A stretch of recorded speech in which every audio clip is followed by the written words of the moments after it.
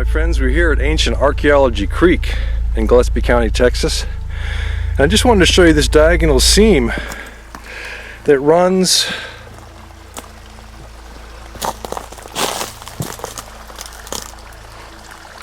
diagonal to the flow of the river, to the flow of ancient Archaeology Creek. This little creek that didn't have a name until I decided to give it a name. Ancient Archaeology Creek flows to the left and it meets end of Geology Creek, which we studied in depth in other videos, right here. So this is a beautiful area. So they stepped their concrete a few inches down, a few inches down, a few inches down, we would say. But of course they were probably working upwards, right? So they would do this section first, build on top of it, build on top of it, build on top of it. So those are the sections. Those are not, there's a little bit of moss growing on some of these, right? But these are concrete, hard concrete.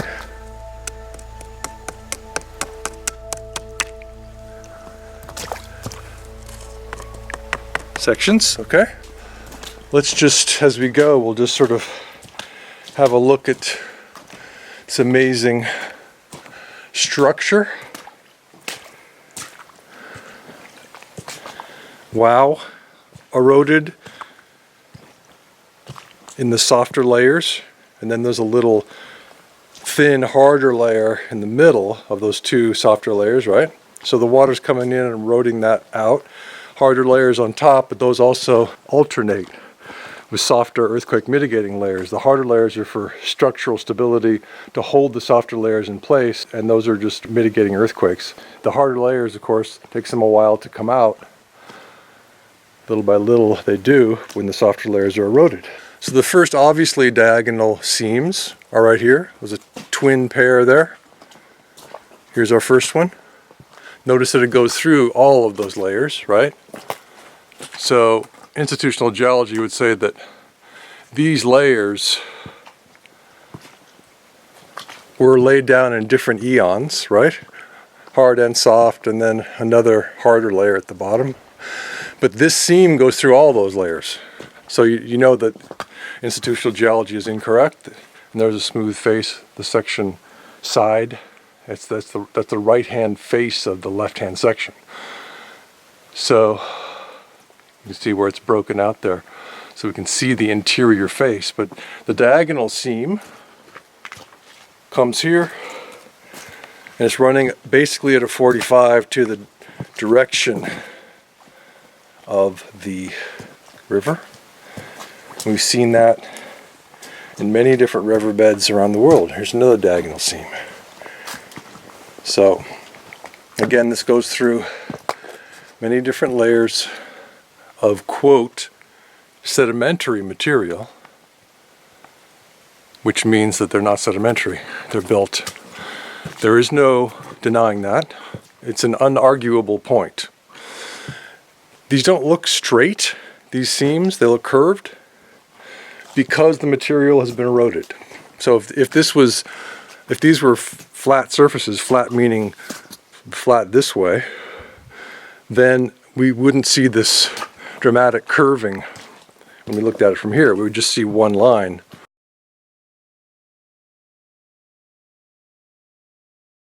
Institutional geologists will call this a joint fracture.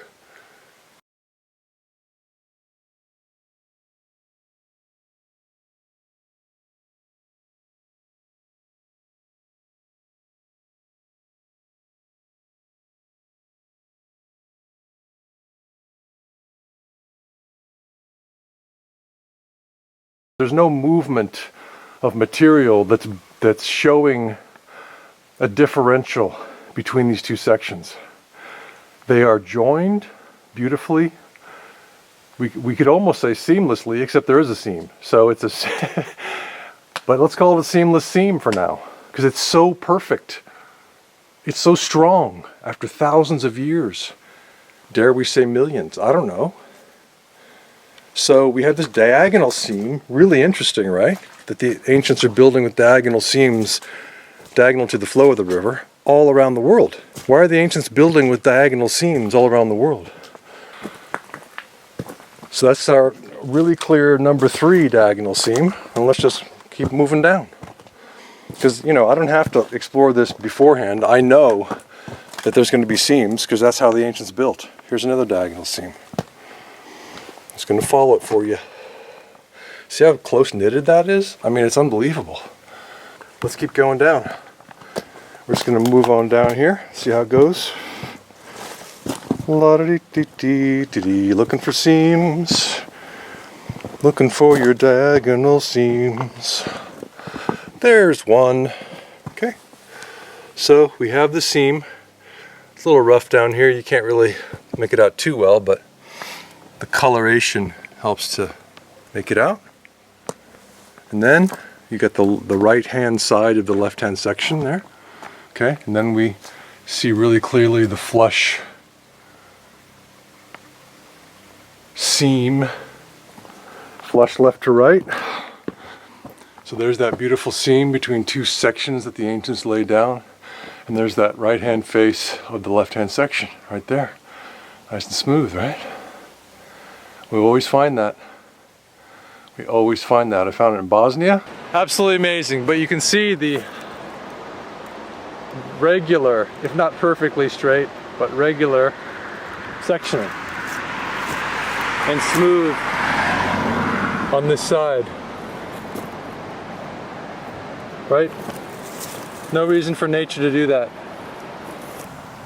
The ancients built in sections. Here's a riverbed. This is the Blanco River near Wimberley, Texas, in central Texas. And just like right at the entrance of KTK Tunnel in Bosnia, off the Bosna or Bosnia River, this is the same angle that the ancients used there. All the way across this diagonal that goes all the way across the riverbed. That's what they did right outside KTK Tunnel entrance in Visoko, Bosnia. I've never been here before. I didn't look to see if this line went all the way through.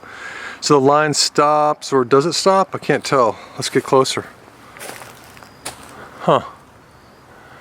Yeah, it looks like the line actually stops. No, there it is. There it is. Yeah.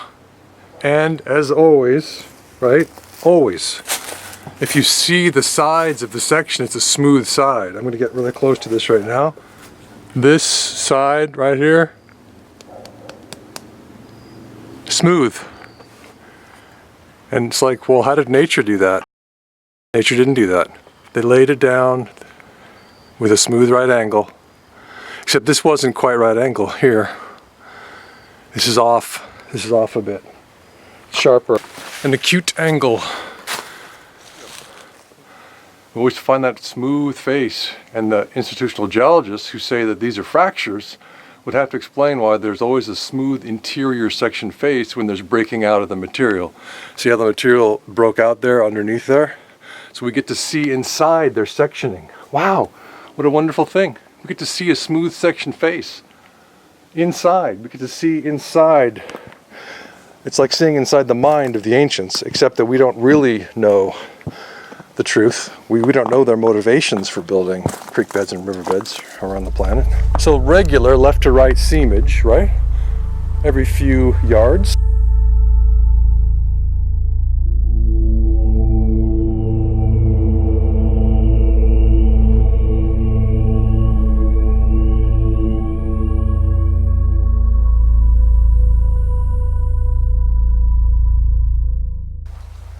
Close knitted seam. Really, really close knitted, going through different layers of what institutional geology calls sedimentary material. Impossible.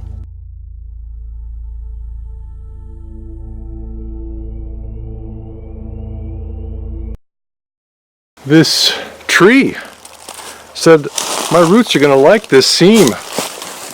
So we've got a tree growing in a seam. Interesting, right? A diagonal seam from ancient times. This tree said, I want to take advantage of that. And that's what it did. Let's move down. still asking ourselves why the ancients are making diagonal seams along the banks of their rivers. A twin pair of diagonal seams there, right? And guess what? If we follow them across the riverbed, the one that was on the left-hand side is mirrored there, so you could see that. See how it goes all the way across? Then we see another diagonal seam mirrored there.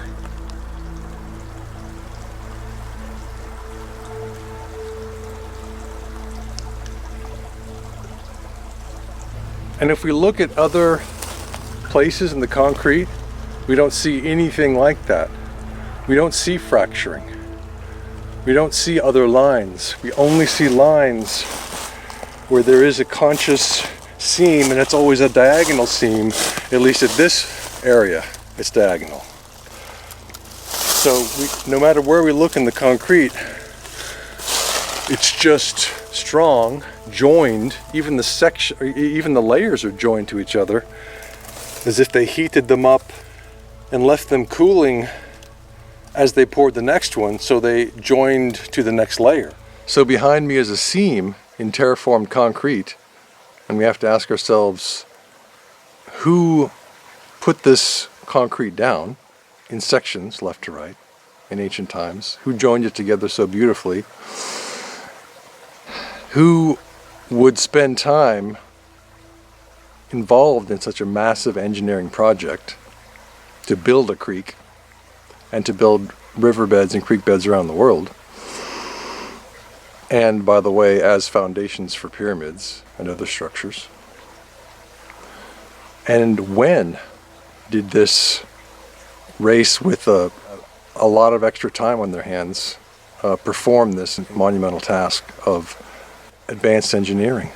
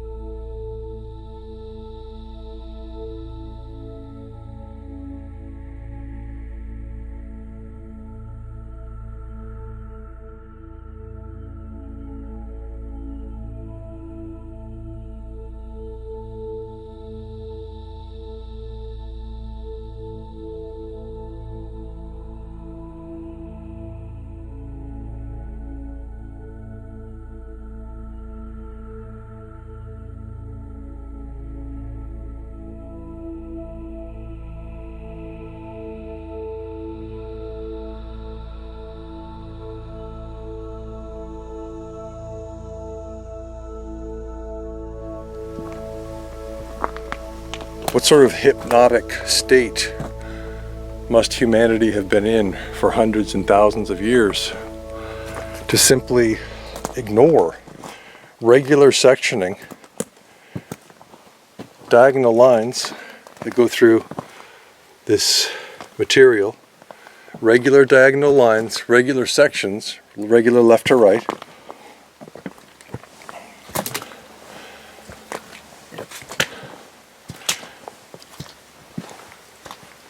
lines that go through many different, quote, eons, according to institutional geology. How is one line going through different eons of material? It makes no sense at all. And why is this seam called a fracture when there is no fracturing? There's only strength, there's joining, an astonishing feat of engineering.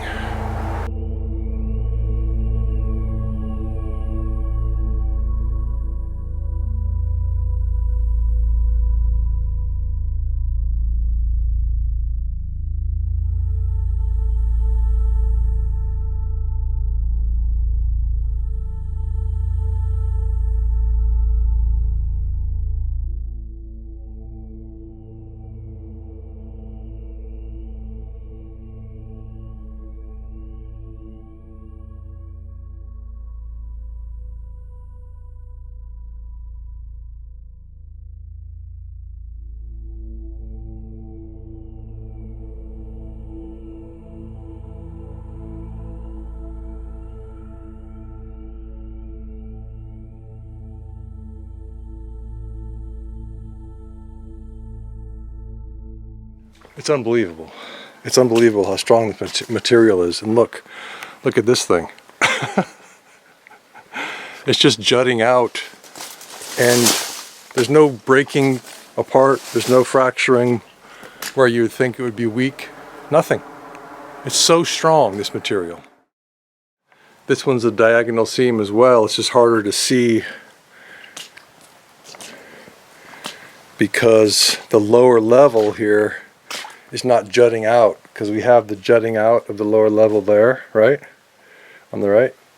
But here it's just sort of smoothly coming down, and so we don't really see a dramatic diagonal, but it is a diagonal seam.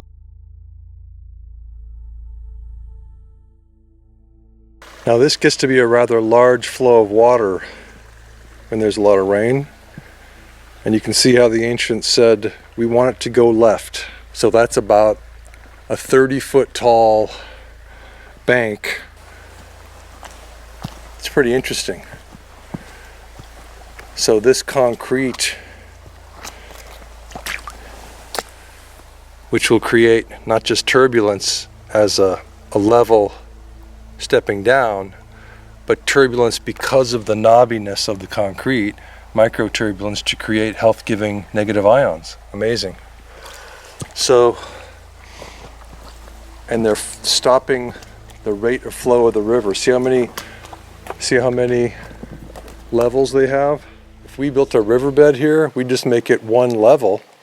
See that concrete that we created for the road? It's smooth. We would have done the same thing. We would have just made a smooth surface, and the water would go too fast. It would be uncontrollable. So this concrete stepping, a little bit of moss on there, but this is concrete.